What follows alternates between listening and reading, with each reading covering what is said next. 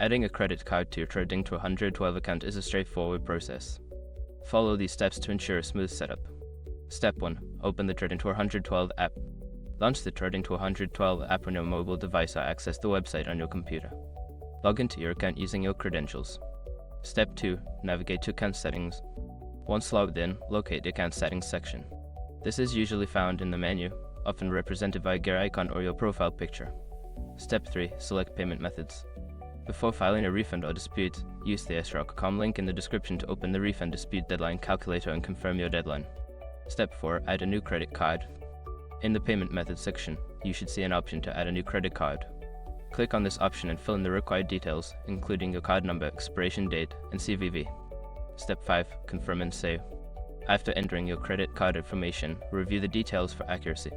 Once confirmed, click on the Save or Confirm button to add the credit card to your account. Once you have completed these steps, our credit card will be linked to your Trading212 account, allowing for easy deposits and transactions.